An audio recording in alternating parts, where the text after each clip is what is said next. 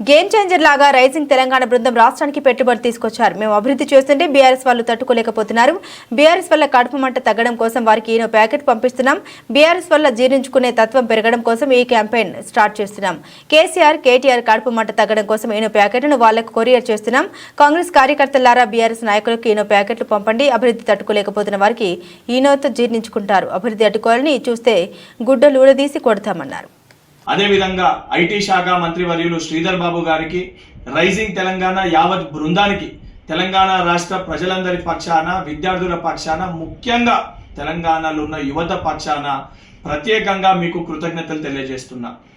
ఈరోజు కాంగ్రెస్ ప్రభుత్వము, కాంగ్రెస్ పార్టీ చేస్తున్న ఒక డెవలప్మెంట్ని, మేము ఏదైతే ఇస్తా అన్న గ్యారంటీల్ని ఇంప్లిమెంట్ చేస్తుంటే దీన్ని తట్టుకోలేక, జీర్ణించుకోలేక ఒక కడుపు మంటతోటి దీనిపైన విషం జిమ్మే ప్రయత్నము బీఆర్ఎస్ పార్టీ నాయకులు కల్వకుంట్ల తారక రామారావు గారు చేస్తున్నారు.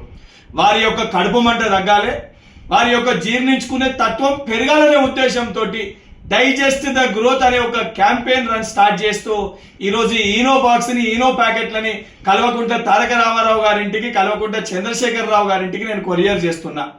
అదేవిధంగా వారి కడుపు మంట, అదేవిధంగా మనం చేస్తున్న డెవలప్మెంట్ని వారు తట్టుకోలేక, జీర్ణించుకోలేక వారు చేస్తున్న దాన్ని జీర్ణించుకోవాలంటే తెలంగాణ రాష్ట్ర వ్యాప్తంగా ఉన్న కాంగ్రెస్ పార్టీ శ్రేణులందరితో కూడా నేను విజ్ఞప్తి చేస్తున్నా. ఈ ఈనో డబ్బాల్ని, ఈనో ప్యాకెట్లని కేసీఆర్ గారికి, కేటీఆర్ గారింటికి, అదేవిధంగా బీఆర్ఎస్ పార్టీ నాయకులు ఎవరైతే జీర్ణించుకోలేకపోతున్నారో వారికి కొరియర్ చేయండి. కనీసము మనం చేస్తున్న డెవలప్మెంట్ని, జీర్ణించుకునే తత్వాన్ని ఈనో ప్యాకెట్ల ద్వారా వారు కొంచెమన్నా జీర్ణించుకుంటారు.